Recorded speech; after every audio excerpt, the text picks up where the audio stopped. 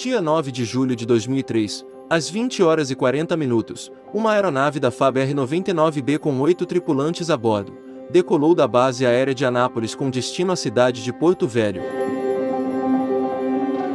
Tratava-se de uma missão secreta. A tripulação não sabia qual seria o seu destino final e nem que tipo de missão seria realizada.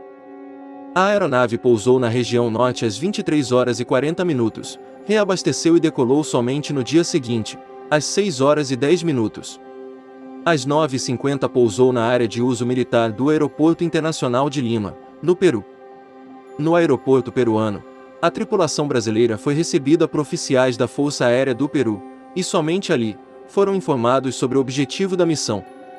Os militares brasileiros foram informados que desde a manhã do dia 9 de julho, 71 funcionários de uma empresa argentina, que estavam construindo um gasoduto na região de Ayacucho, haviam sido sequestrados, e sendo mantidos como reféns na floresta amazônica, por militantes do grupo terrorista Sendero Luminoso.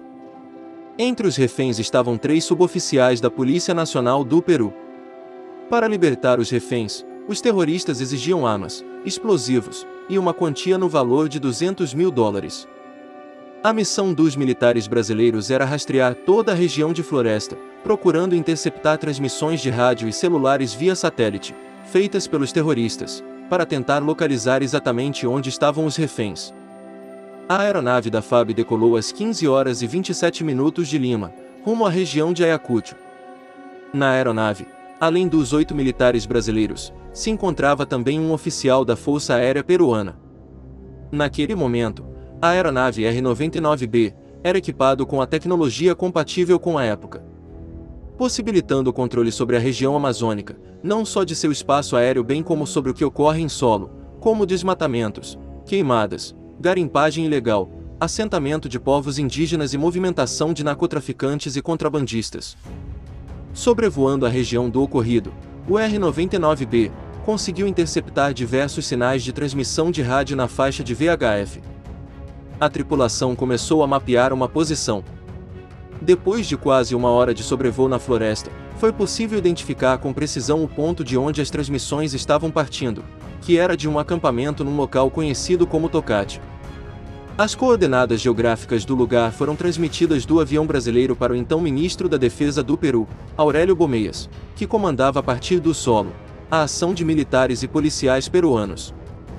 Tendo a posição dos terroristas em mãos, os peruanos deslocaram aviões e helicópteros para sobrevoar a região.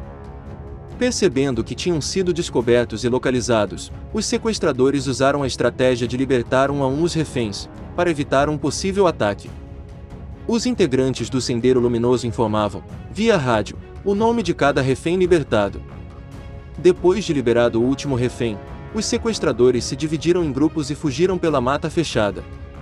Às 20 horas e 33 minutos, o R-99B pousou novamente no aeroporto de Lima. Ainda no interior do avião, os tripulantes participaram de uma breve reunião com militares peruanos para uma avaliação da missão e receberam numerosos elogios, principalmente pela rapidez com que a ação foi concretizada. Receberam também, via rádio, elogios do então comandante da FAB, Luiz Carlos Bueno.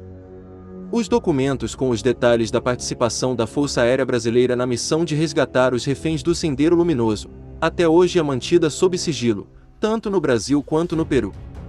Após o ocorrido, a imprensa indagou o ministro da Defesa José Viegas sobre o assunto, mas o mesmo se recusou a dar qualquer informação, informando que não iria se manifestar sobre a missão.